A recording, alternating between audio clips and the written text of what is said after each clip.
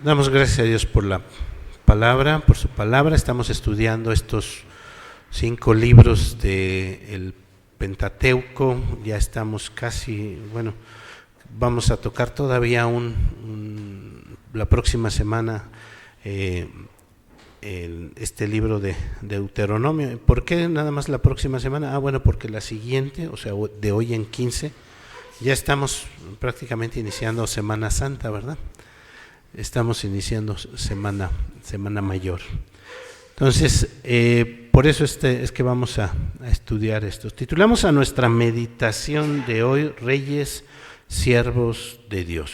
Y si ustedes pusieron atención, verso 14, les pido siempre que tengan listas sus Biblias. Verso 14 dice: cuando hayas entrado en la tierra que Jehová tu Dios te da, y tomes posesión de ella, y la habites, y digas: pondré un rey sobre mí, como todas las naciones que están a mis alrededores. Hablamos un poco como estos 5 libros del Pentateuco son conocidos como los 5 libros de la ley, pero también hemos hablado cómo Moisés no solo nos presenta la Biblia se nos presenta como un legislador, alguien que viene y pone leyes, sino que la Biblia también nos presenta a Moisés como un profeta, como alguien que va a hablar y que Dios le va a mostrar las cosas que habrían de suceder. Y en este pasaje en particular, Moisés está profetizando algo que iba a ocurrir casi 400 años después. ¿Por qué digo casi 400 años después? El periodo de los jueces duró aproximadamente 350 años. Cuando Moisés está escribiendo esto, el libro de Deuteronomio, recordemos, Josué más o menos sería un jovencito como de 80 años. Entonces, sí, así más o menos, porque recordemos que cuando Josué entra a la tierra prometida, Caleb también, los únicos 2 que entraron, ellos ya más o menos dice la Biblia, tendrían como 80 años, eran unos jovenzuelos, ¿verdad? Que iban a llegar a conquistar la tierra. Vivió un total de 110 años Josué. Entonces 350 más 30 años más, estamos hablando casi de 400 años que Moisés profetizó lo que iba a pasar. Entonces la Biblia no nos presenta a Moisés solamente como legislador, sino nos lo presenta también como profeta. ¿Y cuándo pasó esto? Si ustedes ven en el primer libro de Samuel, en el capítulo 8, nos dice, como Samuel fue el último de los jueces, como el pueblo se acercó a Samuel y le pidió que le pusiera rey. Voy a dar lectura a unos versos de ahí, de este capítulo 8 del primer libro de Samuel. Dice, a partir del versículo 4: entonces todos los ancianos de Israel se juntaron y vinieron a Ramá para ver a Samuel, y le dijeron: he aquí, tú has envejecido, y tus hijos no andan en tus caminos. Por tanto, constitúyenos ahora un rey que nos juzgue, como tienen todas las naciones. Pero no agradó a Samuel esta palabra, que dijeron: danos un rey que nos juzgue. Y Samuel oró a Jehová, y Jehová dijo a Samuel: oye la voz del pueblo en todo lo que te digan, porque no te han desechado a ti, sino a mí me han desechado, para que no reine sobre ellos. Este solo pasaje nos enseña muchas cosas. Es muy interesante, porque recordemos la historia de Samuel, que es llevado por su mamá al templo y que le toca vivir en medio de una familia pastoral que no era muy buena, ¿verdad? Elí, que era el sacerdote, tenía sus hijos que eran bastante inquietos y que no estaban haciendo lo bueno delante de Dios. Entonces Samuel, que le tocó ver eso, podríamos pensar, él iba a tener a sus hijos bien sujetos y ellos sí iban a ser buenos después de él. Pero lo que vemos aquí es que los hijos de Samuel tampoco, más bien tal vez se parecían un poquito a los hijos de Elí, ¿verdad? Entonces, la Biblia no nos platica mucho o no nos cuenta mucho si fue porque los hijos de Samuel fueron rebeldes de por sí y Samuel a lo mejor sí les inculcó y ellos no quisieron ser obedientes. Pero lo que sí vemos es que, y lo que nos enseña la Biblia es que Dios va a juzgar a cada uno, a los padres por sus pecados, a los hijos por sus pecados, ¿no? Entonces no podemos juzgar ni a Samuel ni a nadie en cuanto a qué fue lo que hicieron o cómo actuaron sus hijos. Lo que sí vemos es que Samuel actúa de una forma responsable. Otra cosa que me llama la atención y que quiero puntualizar también, que nos marca este pasaje, es que Dios le dice a Moisés que el pueblo en algún momento va a poner a reyes, ¿no? Va a querer que se pongan a reyes. Y ellos van como querer elegir a sus reyes. Y eso fue lo que sucedió con Samuel, aunque el pueblo sí le dice a Samuel, pues tú ponos rey, ¿no? Y muy frecuentemente escuchamos esta expresión, sobre todo ahora que estamos en tiempos aquí en nuestro país. Este año es un año especial, son tiempos ¿qué? Electorales. Bueno. Y escuchamos como cristianos esta expresión, Dios quita y pone reyes. Pero más bien la escuchamos como una justificación de que quede quien quede, pues es Dios el que lo eligió, ¿verdad? Pero es interesante lo que está diciéndole Dios ahí a Samuel y lo que Dios le dijo a Moisés. ¿Sí? ¿Qué le dijo a Samuel? Dios le dice a Samuel, no te están desechando a ti, me están desechando ¿qué? A mí.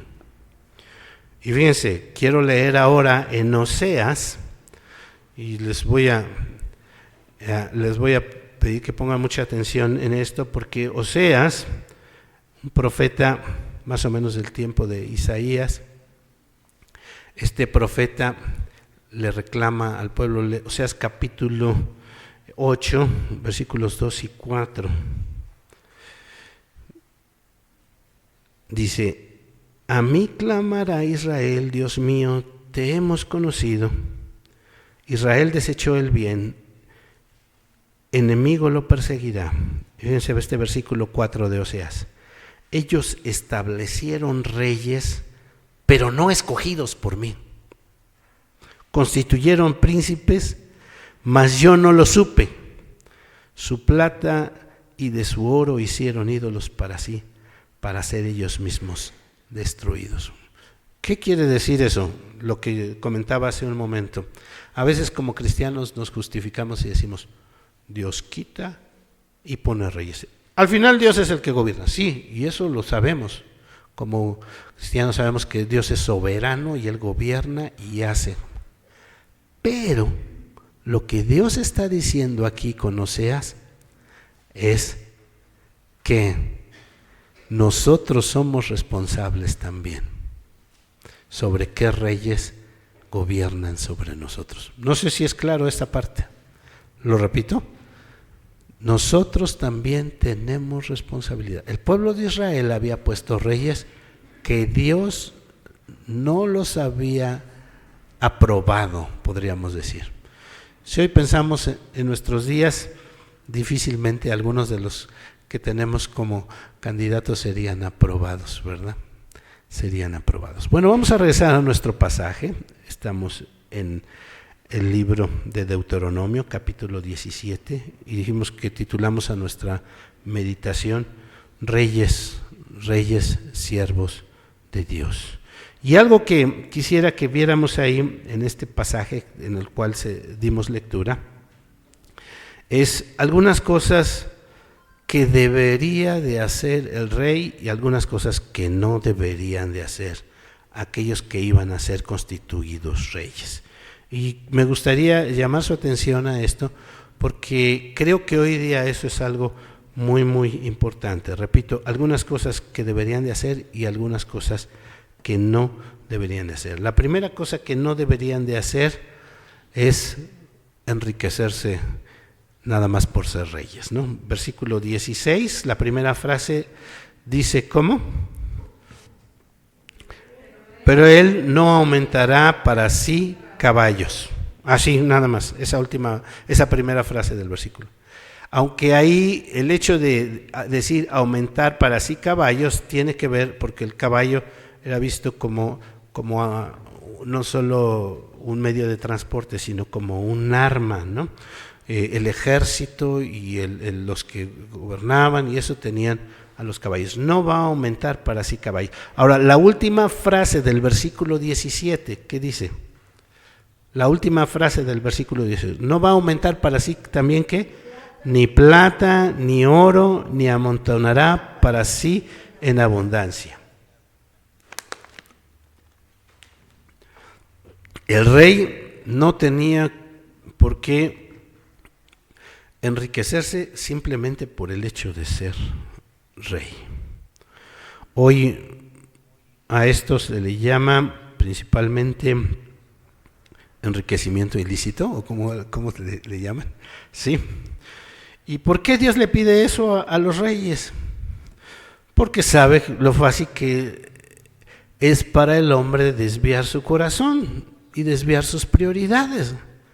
Cuando su tarea iba a ser gobernar, cómo era muy fácil y cómo iba a ser muy fácil desviarse y por el simple hecho de pensar en las riquezas y lo que ahora puedo tener si yo tengo la autoridad, ¿no? Entonces, Dios eso es lo primero que le pide a los reyes. Ser rey no debería de ser sinónimo de abundantes riquezas, ¿no?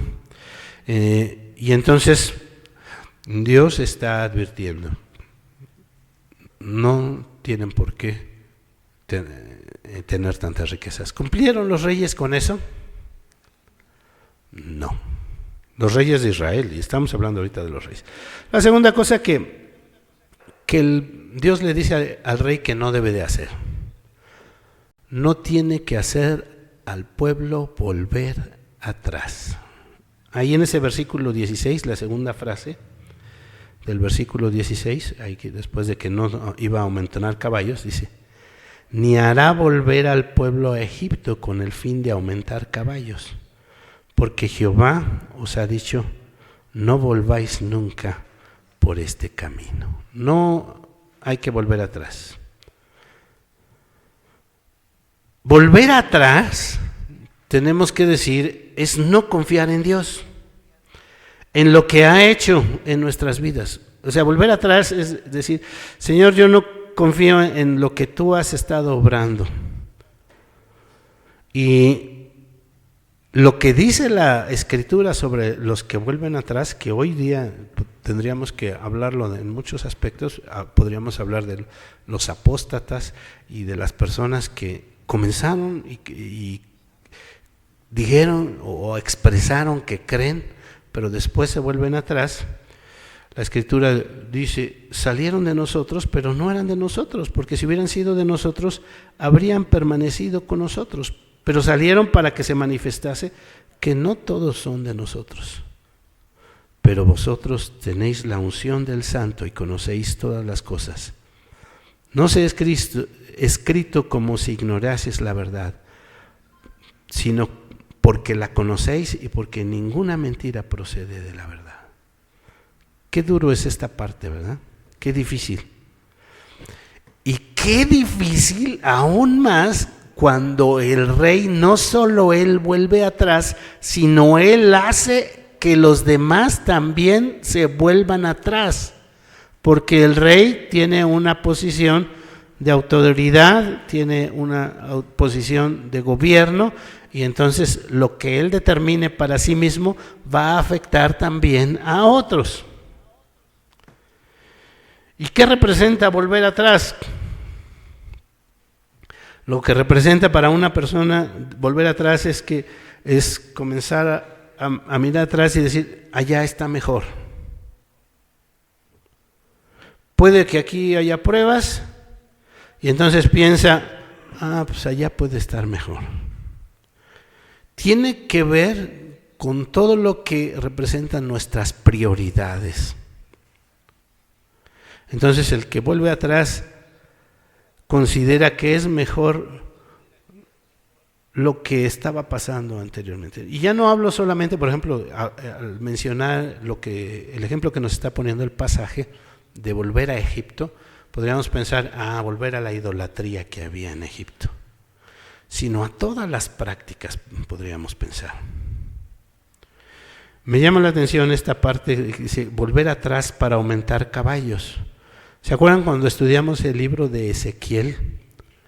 Que hubo alguien, un rey, que por cierto el pueblo no lo había elegido, sino que uno de estos reyes que vino y conquistó, lo puso, él pensó, lo mejor es regresar a Egipto. Miren, vamos a Ezequiel capítulo 17.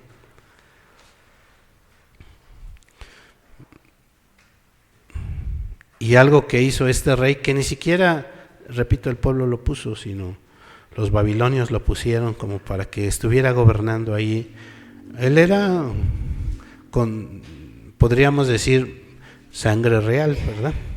Leo desde el versículo 13, Ezequiel capítulo 17. Y fíjense cómo Moisés está hablando de todo esto.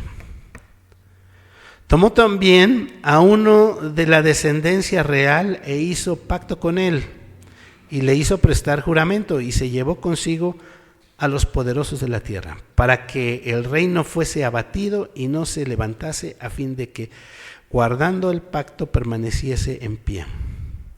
Ahora, ¿pero qué hizo este? Versículo 15. Pero se rebeló contra él, enviando embajadores, ¿a dónde? A Egipto, para que le diese caballos y mucha gente. Lo que está hablando Moisés allá.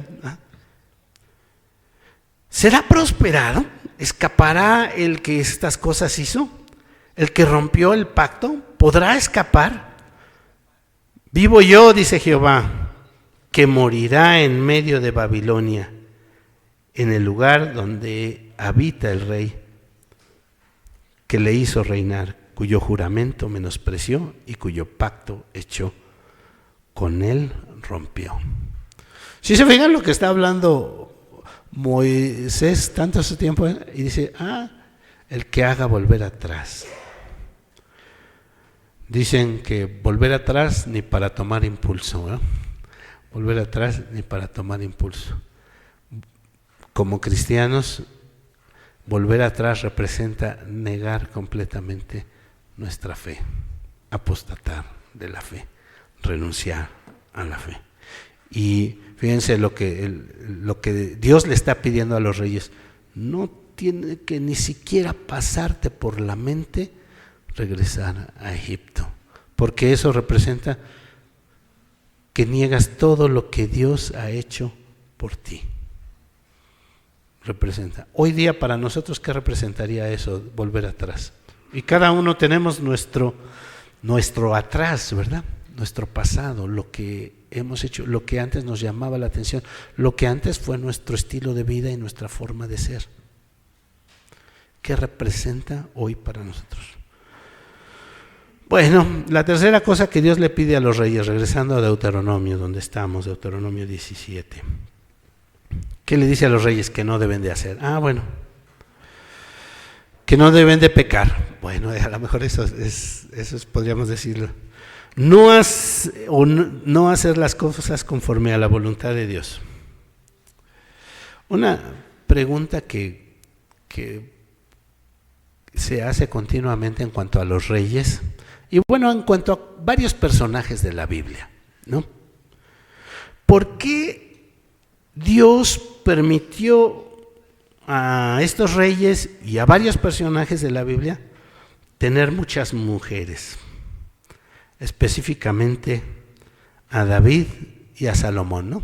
¿Por qué Dios les permitió? ¿No eran hombres de Dios? Y bueno, si leemos, Abraham no era un hombre de Dios, y algunos de estos hombres, Jacob no era un hombre de Dios. ¿Por qué Dios les permitió tener? ¿Cuántas mujeres tuvieron? ¿Cuántas mujeres tuvo David?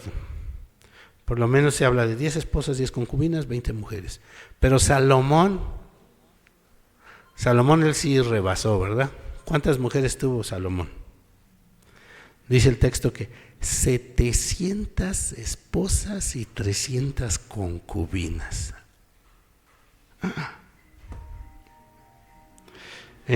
¿Cómo ven? 700 esposas y 300 concubinas. Entonces, lo que advierte Moisés en Deuteronomio, ¿qué les dijo a los reyes? ¿Qué les dice a los reyes? Que no deberían de tener muchas mujeres. O sea, sí les dijo ahí que no deberían de tener muchas mujeres, ¿sí? Ni tomará para sí muchas mujeres, el versículo 17, para que su corazón no se desvíe. ¿Qué le pasó a Salomón? Su corazón se desvió. Primero de los reyes. Pero el rey Salomón, voy a leer un pasaje, pero el rey Salomón amó, además de la hija de Faraón, a muchas mujeres, a las de Moab, a las de Amón, a las de Edom, a las de Sidón, a las eteas, gentes de las cuales Jehová había dicho a los hijos de Israel: no os allegaréis a ellas, ni ellas se llegarán a vosotros, porque ciertamente harán inclinar vuestros corazones tras sus dioses. A estas pues se juntó Salomón con amor, es lo que dice el texto, y tuvo 700 mujeres reinas y 300 concubinas, y sus mujeres desviaron su corazón. Y cuando Salomón era ya viejo, sus mujeres inclinaron su corazón tras dioses ajenos, y su corazón no era perfecto a los ojos de Dios. Y entonces otra vez la pregunta es: ¿por qué Dios permitió a estos hombres tener estas mujeres? Bueno, yo quiero decir varias cosas.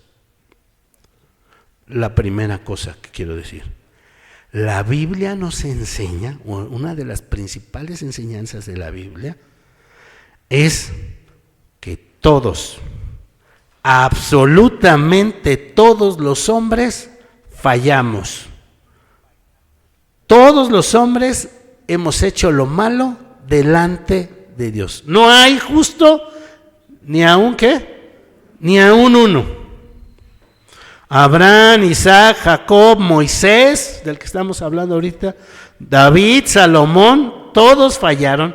¿Y todos qué? Fallamos. Y todos estamos cometiendo todos los días errores. A veces queremos justificarnos en pensar en hombres como ellos, decir: pues si Dios les permitió eso, entonces a mí también me va a permitir o me permite hacer eso.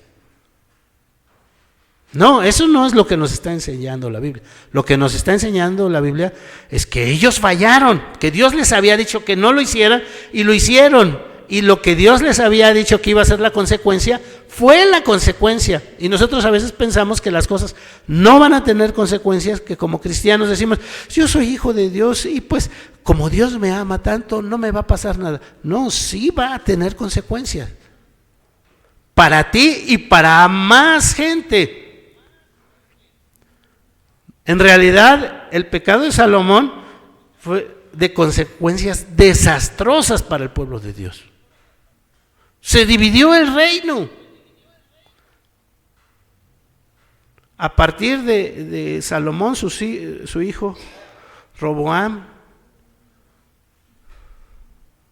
fue el que siguió, y él se encargó de que 10 tribus se fueran para el norte y solamente quedaran 2 tribus para el sur. Y el pecado causa división. Entonces, ¿por qué Dios permitió? Y a lo mejor tendríamos que preguntarnos: ¿por qué Dios me permite a mí seguir pecando? Y por su gracia, su misericordia, su bondad. No me lo merezco. Ellos tampoco se lo merecían. Pero en su bondad, en su misericordia, Dios se lo permitió. ¿Que eso es lo que debo de hacer? No, eso no es lo que me está enseñando la Biblia. Más bien me está enseñando que si yo cometo una falta, va a haber consecuencias. Hoy día muchos, siendo cristianos, les gusta coquetear con el pecado. Ahí andan. Pues si Dios le permitió eso a ellos en la Biblia, pues que no me lo permite a mí. Lo que Dios quiere es que nosotros nos demos cuenta de las consecuencias que esto tiene. Bueno, ahora vamos a ver algunas cosas que sí deben de hacer los reyes. Sí deben de hacer los reyes, que ahí nos marca el pasaje. Versículo 18. Versículo 18. Esta cosa a mí me parece interesantísimo, bastante sorprendente. Versículo 18. Cuando se siente sobre el trono de su reino, entonces escribirá para sí un libro, una copia de esta ley, del original que está al cuidado de los sacerdotes levitas. O sea que el rey, una de las tareas principales que tenía era escribir su propia copia de la Biblia, de la ley. ¿Se dan cuenta de lo que esto representaba para el rey? O sea, sentarse y todos los días a escribir. No leer una vez la Biblia, escribir su propia copia de puño y letra. ¿Se han puesto a pensar en eso? Estaba oyendo sobre los cristianos en China y las situaciones que ellos tienen hoy día todavía, que no tienen Biblias. Entonces, cuando les llega a caer en sus manos un ejemplar de la Biblia, y como saben que es muy probablemente que se lo van a quitar, lo primero que hacen es escribir. Entonces, a lo mejor les quitan eso, pero ellos escriben su... Y si les caen en la movida de que tienen su Biblia ahí, ¿saben cuál es la segunda cosa que hacen? Se lo aprenden de memoria. Y entonces cuando alguien llega al templo y no trae Biblia, le dan la Biblia, pero ellos ya se lo saben de memoria. Algo que me llama la atención en cuanto a esto, estaba escuchando sobre cómo afecta a nuestra mente en el proceso del aprendizaje cuando alguien escribe a mano. Y me llamó mucho la atención esto porque dicen que no es lo mismo escribir en la computadora o en la máquina, porque uno puede escribir varias cosas a máquina o en la computadora, pero no es lo mismo cuando uno lo escribe a mano. Se retiene más y uno como que procesa más la información cuando alguien escribe a mano. Y entonces lo que Dios le está pidiendo a los reyes que hagan o que hicieran era escribir su propia... Nada más reflexionar como esto, sería interesante, ¿verdad? Voy a escribir mi propia copia, nada más del Pentateuco. Voy a ver a alguien que diga, pues yo voy a escribir mi copia del Pentateuco. Bueno, más fácil te la pongo, nada más del libro de Deuteronomio. Yo voy a escribir. Entonces, esto representaba un acercamiento, un conocimiento de la ley. Repito, el simple hecho de escribir tu propia copia es algo que iba a hacer que el rey pues asimilara y entendiera y conociera un poco de una forma más clara. Ahora les pregunto, ¿ustedes creen que lo hicieron los reyes? No lo hicieron. Y hay varios testimonios, porque lo que vemos en la historia, en el libro de los reyes, de primero y segundo de Samuel, primero y segundo de Reyes y las crónicas, encontramos como muchos no conocían ni tantitito la ley. Es más, o sea, no la habían leído nunca. Un ejemplo claro es Josías, que cuando encontraron el libro de la ley y le leyeron el libro de la ley, ¿qué hizo Josías cuando le leyeron? Fue el sacerdote y dice, ¿qué crees? Encontramos el libro de la ley, se lo trajeron ahí, se lo pusieron y lo leyeron. A ver, léanlo. Dice la Biblia que Josías se levantó, se rasgó la ropa y dijo, hemos pecado. Porque entendió Nada más de oírlo. Ahora no se imaginan de escribirlo, de saber.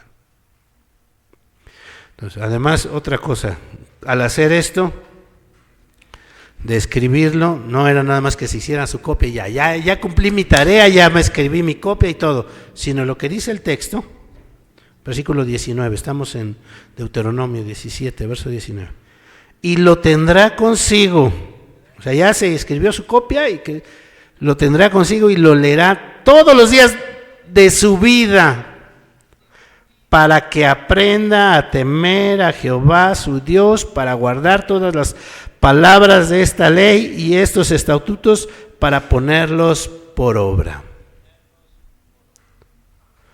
O sea que lo iba a tener que estar estudiando. ¿Hasta cuándo? ¿Cuándo se iba a graduar? Toda su vida. ¿Cuándo se iba a graduar? Toda su vida, hay gente que dice, yo ya leí la Biblia una vez. Nada más la leyó así de rápido. Bueno, si quisiéramos hoy día, por ejemplo, personas que sí hayan leído por lo menos una vez la Biblia. El gran porcentaje de la iglesia hoy día no tiene el hábito de ¿qué? De la lectura. Y que la gran mayoría quien lee muchas veces dice, la Biblia, bueno, sí leo, pero la Biblia me aburre o no me llama la atención. Entonces lo que está diciendo aquí el texto sagrado, que lo que el rey tenía que hacer, además de todas sus tareas de gobernar, de atender y de todo, y decir, pero es que es una persona muy importante, está muy ocupada y esto le urge y esto tiene que verlo y no tiene tiempo para hacerlo. No, bueno, el rey tenía que hacer eso. Guardar sus palabras, estudiarla. ¿Y qué es lo que iba a aprender? Miren, me llama la atención las cosas que iba a aprender. Una, temer a Dios. Dice, la tendrá consigo para leerla todos los días de su vida. ¿Para que qué? ¿Que aprenda a qué? A temer a Dios. Es decir, cuando lea la Biblia, va a saber quién realmente es Dios. Va a saber cómo es Dios y lo que Dios le pide. También va a tener una correcta dimensión de quiénes somos nosotros y quién es Él. Muchos cuando suben al poder, ¿cómo dicen? Pierden el piso. ¿Por qué? Porque ya se sienten así superiores y dicen, pero cuando él lea la Biblia va a saber quién es Dios, quién es el que realmente tiene el poder y quién es Él y realmente su condición, su situación y su dependencia o no de Dios. La segunda cosa que va a aprender, guardar las palabras de la ley. Lo que debemos hacer y lo que no debemos de hacer. Cuando aprendimos en el catecismo, ¿qué es lo que principalmente enseñan las escrituras? Dos cosas. Lo que principalmente enseñan las escrituras es lo que el hombre ha de creer con respecto a Dios, eso, y los deberes que Dios impone al hombre. Lo bueno y lo malo, lo bueno que debe hacer y lo malo que no debe de hacer. Estaba presentando a los jóvenes un video sobre, algunos de los jóvenes, sobre un estudio que muestra el efecto que tiene la Biblia en la vida de las personas, o sea, cuando las personas realmente leen la Biblia. Y bueno, eso fue un estudio, quiero decir, más o menos serio, porque estudiaron aproximadamente unas 40,000 personas ahí en Estados Unidos, que es donde les gusta mucho hacer este tipo de trabajos, entre 8 y 80 años de edad.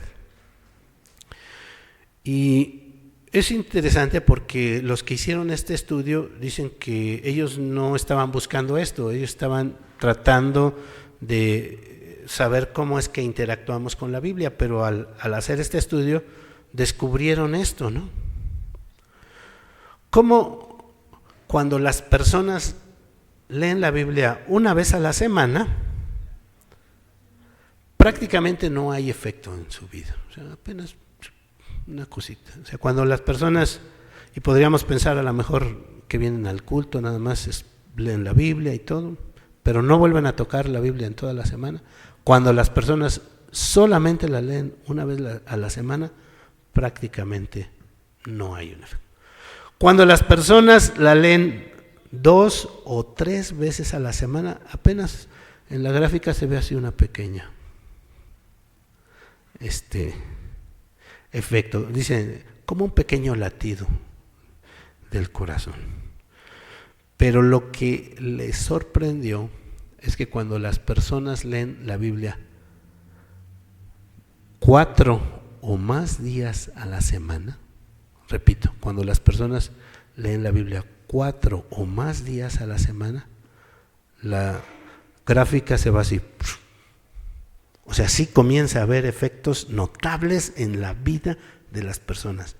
Repito, cuando las personas leen la Biblia 4 o más días de la semana, comienza a haber cambios. Miren, les voy a leer algunas de las cosas que ellos encontraron. Cuando la persona lee más de 4 días la semana, la sensación de soledad, eso de que me siento solo, se reduce en un 30%. O sea, las personas que leen la Biblia no se sienten solas, es más fácil que no se sientan solas. La ira, ¿eres de mecha corta? Algunos dicen, ay, yo soy de mecha corta, ¿no? Bueno, la ira se reduce en un 32%. Si tú te has dado cuenta que tienes que cambiar tu forma de ser, tu carácter, lee la Biblia y vas a ver cómo te ayuda. La amargura en el matrimonio, los problemas en familia, con los hijos, se reducen en un 40%. El alcoholismo en un 52%.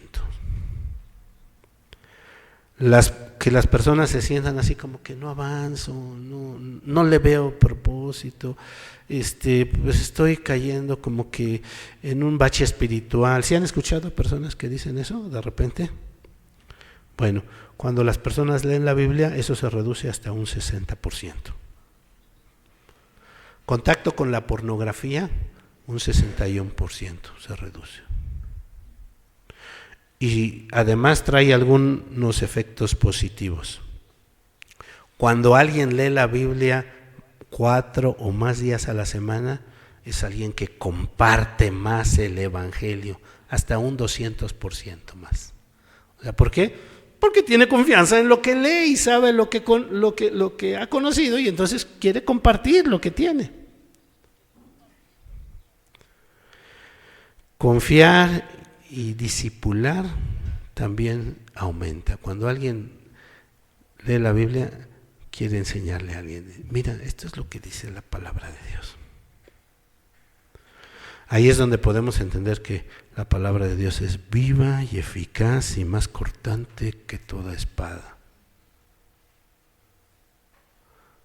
Si tú crees que con nada más te levantas y haces una oración de 2 o 3 palabras y medio lees un versículo y crees que ya hiciste todo lo que tenías que hacer con Dios en un solo día, déjame decirte que estamos equivocados.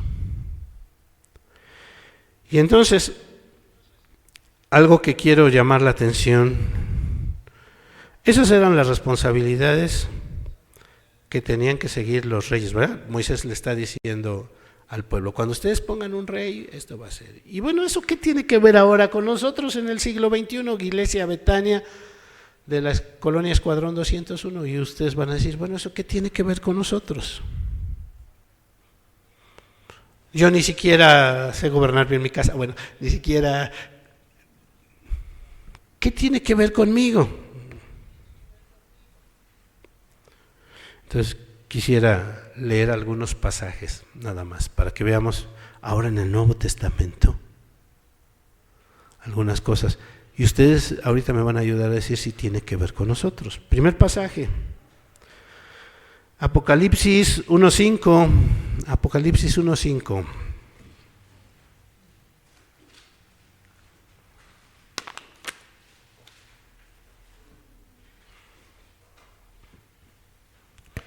Y luego hasta el 6. y Jesucristo, el testigo fiel, el primogénito de los muertos y el soberano de los reyes de la tierra, al que nos amó y nos lavó de nuestros pecados con su sangre. Ahora el 6 dice, y nos hizo ¿qué? Reyes y sacerdotes para Dios su Padre. A él sea la gloria e imperio por los siglos de los siglos. ¡Ah! Entonces, ¿para quién es esto? ¿Para quién era? Lo que Moisés está diciendo a los al pueblo de Israel que tenían que hacer los reyes, ¿para quiénes era? Para nosotros. ¿Sí? Bueno, ahora en el capítulo 5, ahí en Apocalipsis, y estamos leyendo Apocalipsis, o sea, estamos hablando sobre los últimos tiempos, y estamos hablando sobre los cristianos de los últimos tiempos, del siglo XXI. Bueno, ahí es la adoración celestial, Apocalipsis 5:10, ¿cómo dice?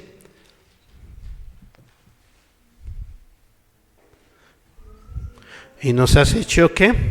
Para nuestro Dios, reyes y sacerdotes, reinaremos sobre la tierra.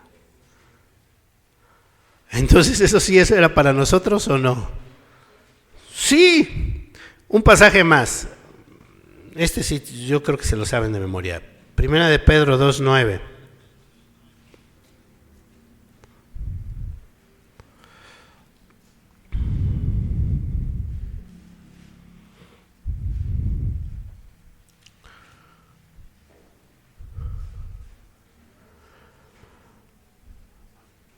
Mas vosotros sois linaje escogido, ¿qué?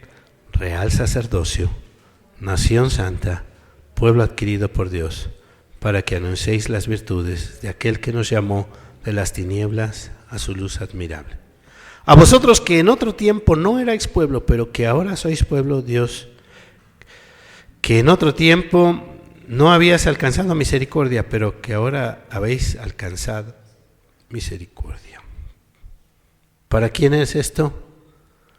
Para nosotros. Moisés, el profeta, no solo vio hacia los reyes de Israel y todo lo que iban a pasar y todas las calamidades que iban a vivir. Moisés, el profeta, también apuntando hacia nosotros, reyes y sacerdotes para Dios, que hoy día estamos enfrentando muchas situaciones, pero que también tenemos la tarea de no hacer algunas cosas y tomar conciencia y sí hacer otras cosas. ¿Para qué nos hizo reyes y sacerdotes? Para anunciar las virtudes, para hablar del evangelio de salvación. Dios nos está llamando reyes y sacerdotes para Dios. La invitación en esta hora. Tú y yo y cada uno de los que han entendido el mensaje de salvación somos reyes y sacerdotes. ¿Saben qué? Dios nos va a pedir cuentas. ¿Saben qué? Dios nos está llamando a que hagamos lo que debemos de hacer, a tomar nuestra responsabilidad. Cuando empiezan los cursos de liderazgo, en algún momento dicen, ¿quieres saber si eres un líder? Y entonces dicen, lo primero que tienes que hacer para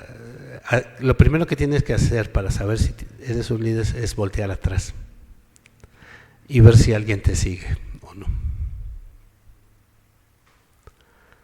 Entonces mucha gente siente que es un líder y voltea atrás y dice, pues no, nadie me sigue. Pero ¿qué creen? Que los cristianos sí influyen sobre muchas personas y toda la gente nada más está así. Tu vecino, tu compañero de trabajo, tu amigo, tu no amigo, tu familia, todos están nada más qué hace, qué no hace, qué deja de hacer, qué. Entonces a veces hay que tener mucho cuidado en lo que hacemos y lo que dejamos de hacer. Dios nos va a pedir cuentas, ¿sí? ¿No? La invitación en esta hora es hacer lo que nos toca hacer, cumplir la tarea que nos toca cumplir. No aparentar hacer, porque hay gente que le gusta aparentar hacer, ¿no?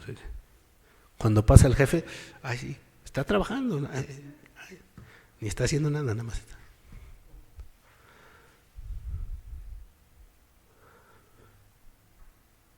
Pero Dios, que todo lo sabe, sabe si estamos haciendo lo que debemos hacer. Padres, tenemos responsabilidad con nuestros hijos, con nuestras esposas. Esposas tienen responsabilidad con sus esposos, con sus hijos. Hijos, tenemos responsabilidad con nuestros padres, con nuestros hermanos. Cristianos, tenemos responsabilidad con los que no conocen del Evangelio.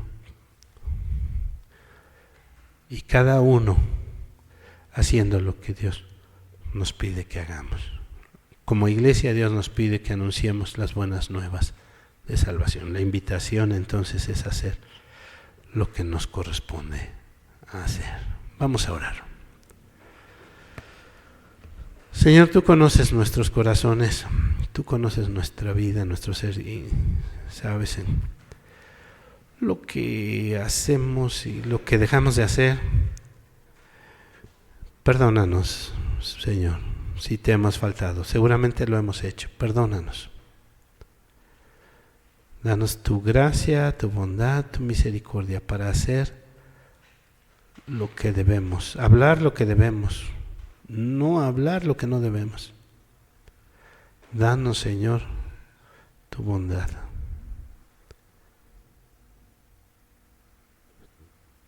Te exaltamos y te suplicamos, Señor, que como iglesia tú nos permitas honrarte y glorificarte con nuestras vidas. Y que podamos ser hallados fieles, hijos tuyos. Bien, buen siervo y fiel. Sobre poco has sido fiel, sobre mucho te pondré. Entra en el gozo de tu Señor. Señor, te lo suplicamos en el precioso nombre de Cristo Jesús, nuestro Señor, nuestro Salvador. Amén. Amén.